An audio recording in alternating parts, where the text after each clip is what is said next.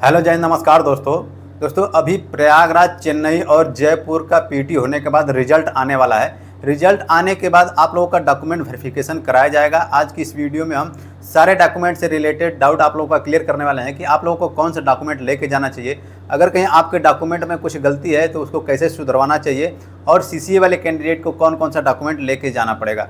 तो दोस्तों सबसे पहले हम आपको ये बता दें कि जो रेलवे ग्रुप डी की जॉब है वो 10th बेसिस पे होती है, यानी आपका जो मिनिमम क्वालिफिकेशन है वो 10th है, यानी कि 10वीं की मार्कशीट आपको कंपलसरी चाहिए और आप लोग 10वीं मार्कशीट लेके जाना पड़ेगा। उसके साथ में अगर कहीं आप लोगों के पास जितने भी सारे हायर एजुकेशन क्वालिफिकेशन है वो भी मार्कशीट आपको लेके जाना पड़ेगा, आपके पास चाहे जो भी है। एक चीज़ इसमें ध्यान रखिएगा, अगर कहीं जो 2 डिग्री एक साथ में किए हैं, दोनों रेगुलर्स है, तो आप लोग उसको मत लेके जाइएगा, दोनों एक साथ मत दिखाइएगा। उसमें से आपको जो सूटेबल लगेगा, जैसे मान के चलिए कोई 10th और आईटीआई एक साथ में किया है तो वो 10th ही केवल दिखाएगा, कोई 12th और आईटीआई एक साथ में रेगुलर से किया है तो केवल दोनों में से कोई एक दिखाएगा। वो आप अपने हिसाब से डिसाइड कर लीजिएगा कि आगे आपको प्रमोशन में अगर कहीं आईटीआई या 12th कौन सा फ़ायदा होने वाला है, वो चीज़ ध्यान रख के आप लोग उसको दिखाइएगा, डॉक्यूमेंट वेरिफिकेशन करवाइएगा।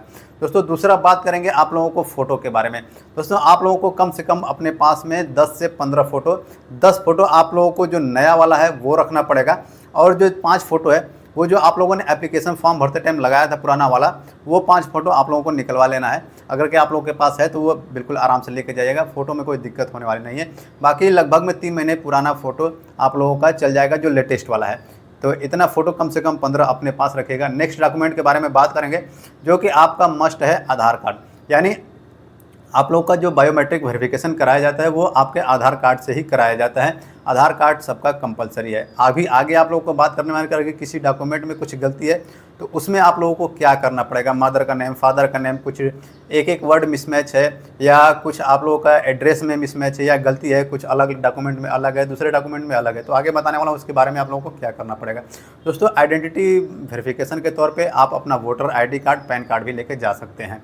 और अगर के बिल्कुल आधार कार्ड से हो जाएगा, आधार कार्ड के अलावा के आपके पास और कुछ नहीं है तो उसका ज़रूरत नहीं पड़ता है। बाकी पैन कार्ड का ज़रूरत आप लोग को ज्वाइनिंग के टाइम पड़ता है। अभी डॉक्यूमेंट वेरिफिकेशन की बात कर रहे हैं तो इसके बाद जो नेक्स्ट डॉक्यूमेंट आप लोगों को पड़ेगा वो आप लोगों का CBT का एडमिट कार्ड होगा, यानी कंप्यूटर बेस्ड टेस्ट। जब आप लोगों ने एग्ज़ाम दिया होगा तो एग्ज़ाम में जो आप लोग का एडमिट कार्ड हो वो 2 पार्ट में होता है, एक इन्विजिलेटर रख लेता है, एक नीचे वाला कैंडिडेट कॉपी आप लोगों को फाड़ के दे देता है।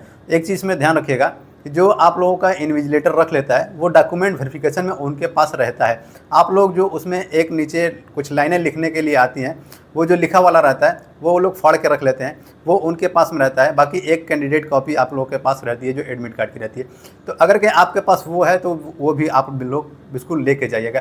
अगर कहीं जिनका खो गया है, जिनका नहीं है, तो उसमें कोई डरने की बात नहीं है।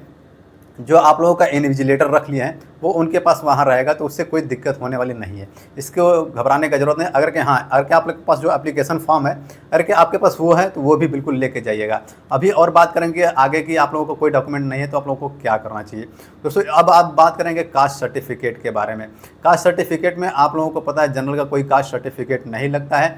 ओबीसी का बात करेंगे तो ओबीसी का जो सेंट्रल का कास्ट सर्टिफिकेट है वही केवल सेंट्रल का कास्ट सर्टिफिकेट लेके जाना पड़ेगा। सेंट्रल के बाद जो आप लोग का रेलवे का फॉर्मेट है वो भी आप लोगों को ज़रूरी है। जो कैंडिडेट अपना स्टेट का लगा के फॉर्म भर दिए हैं तो वो लोग अपना जो सेंट्रल का नया वाला है वो बनवा कर लेके जाइएगा। बाकी रेलवे फॉर्मेट में ज़रूर से बनवा लीजिएगा।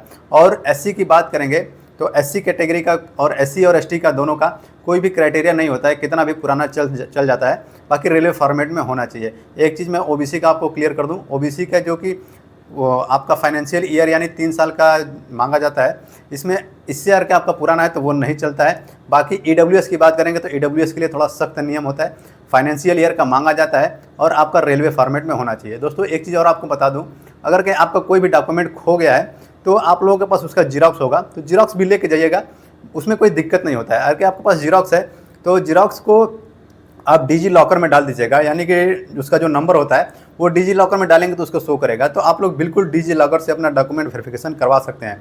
एक चीज़ ध्यान रखिएगा कि आपके पास ओरिजिनल नहीं है तो आपका डॉक्यूमेंट अगर डिजी लॉकर में शो कर रहा है तो वो भी मान्य है, उससे भी आप लोग का डॉक्यूमेंट वेरिफिकेशन हो जाएगा।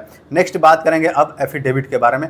अगर कहीं आपके डॉक्यूमेंट में कोई भी गलती है मान के चलिए आपके एड्रेस में गलती है, आपके आधार कार्ड में आपके पापा का नाम या आपका नाम और दूसरा है और आपका मार्कशीट में दूसरा है, तो इसके लिए आप लोगों का मिनिमम जो 10 रुपये का जो स्टाम्प पैड आता है, स्टाम्प पेपर आता है, आप लोग के तहसील में मिल जाएगा।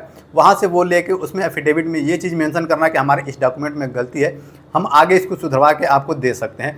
तो ये चीज़ आपको मेंशन करना पड़ता है एफिडेविट में। दोस्तों अब बात करेंगे कि सीसीए वाले कैंडिडेट के।